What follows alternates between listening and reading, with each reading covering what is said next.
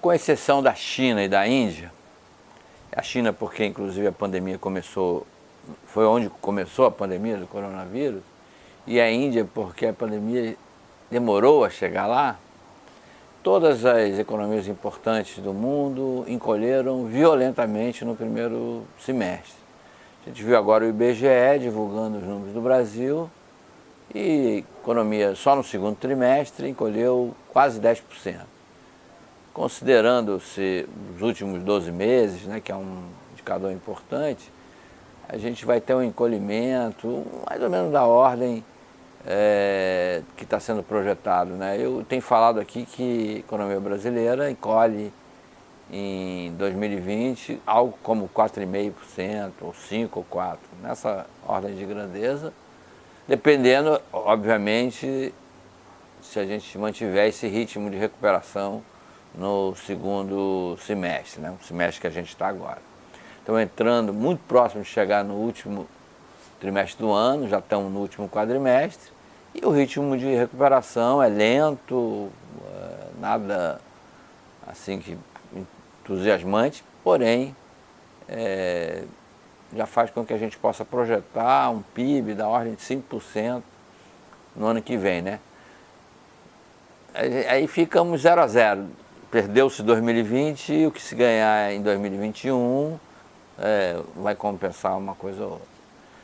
A população brasileira está crescendo, segundo a estimativa do IBGE, a um ritmo de 0,77% ao ano. Já é um ritmo abaixo de 1%, né? Estamos chegando ali no ritmo de 0,5%. Como a gente tem muita gente, mais de 200 milhões de pessoas, 0,5% é um número ainda expressivo. Tendência é que, ao fim desta década, o Brasil tem uma estabilidade, né? E começa até a declinar o número de habitantes em termos absolutos. Já vem declinando o número de jovens, né? Aqueles jovens, pessoas que demandam, por exemplo, o ensino fundamental, o ensino médio e o ensino infantil, né? Educação infantil. Está diminuindo um número absoluto, não é em termos relativos, não, número absoluto de crianças e jovens no Brasil, exatamente por causa da queda da natalidade. E como a gente ainda tem nas faixas etárias mais altas o reflexo dos anos de boom, do baby boom, né, dos anos 40, dos anos 50, dos anos 60 e até dos anos 70, ainda tem esse ritmo de crescimento de 0,77. Eu acho até que o IBGE, ele projeta para cima, ele erra para cima. O Brasil, provavelmente a população brasileira já está crescendo nesse ritmo de 0,5%.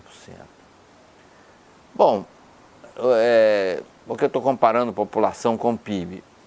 Importante, assim, em termos da economia, é o que a gente chama de renda per capita, renda por habitante. A renda média é um cálculo que não existe, né? Você compara pessoas muito ricas com pessoas paupérrimas, aí divide isso, dá uma média. Então, às vezes tem pessoas que estão muito acima da média e pessoas que estão muito longe de chegar à média. Mas a média é um termo de comparação para que a gente perceba o potencial daquela economia, o poder de consumo, a capacidade dessa economia poupar e investir. Pela experiência internacional, a gente compara a renda média nossa com a de outros países, que estágio a gente está no mundo. E a gente estaria ainda num grau de desenvolvimento econômico, ali, assim, bem ainda, ainda no que seria um subdesenvolvimento, né? A gente ainda não chegou nem na média, né? A média dos países desenvolvidos. A gente não chegou nem na rabeira dos países desenvolvidos, considerando esse dado da renda média. Existem outros indicadores, IDH é o que tem sido mais usado ultimamente, porque ele também pega dados sociais, né? Desenvolvimento humano, educação, pega saúde, pega expectativa de vida, e com isso a gente tem uma ideia do bem-estar de uma população, não só a renda média.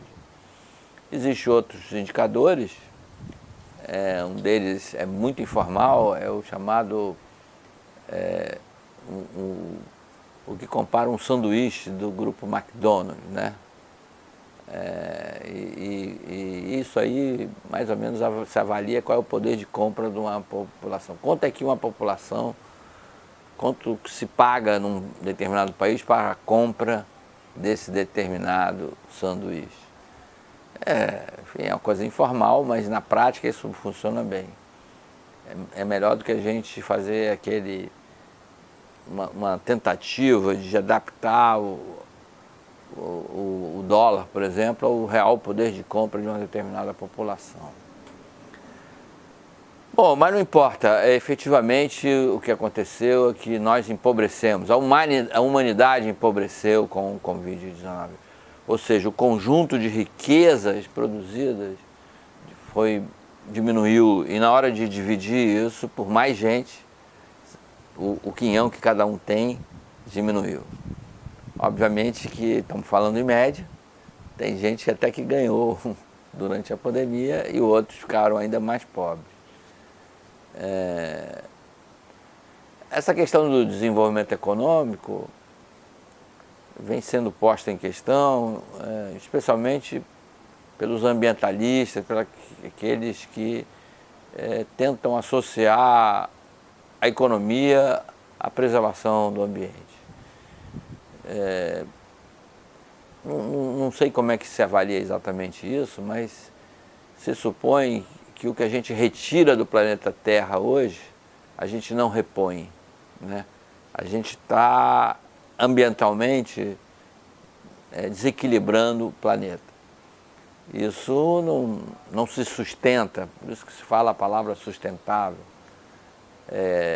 Ao longo do tempo, se continuarmos nesse processo de consumir mais do que o planeta pode nos dar,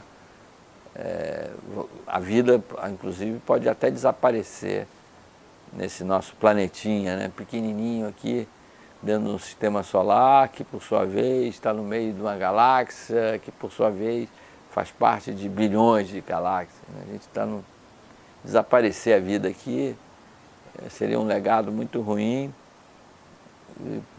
Para quê? Para uma ganância, para um modo de vida que não se sustenta.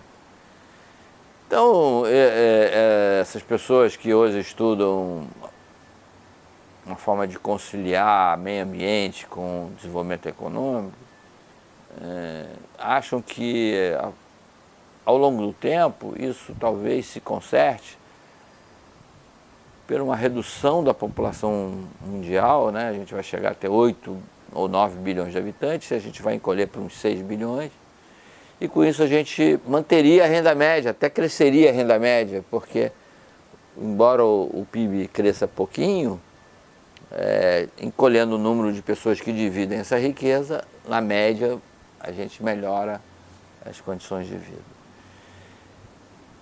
Volto a falar sobre o PIB do primeiro semestre, quer dizer, que a gente não pode pegar isso e dizer, agora tem um desastre na economia mundial, a partir de agora vamos entrar num ciclo de profunda recessão e depressão, as economias vão demorar a reagir.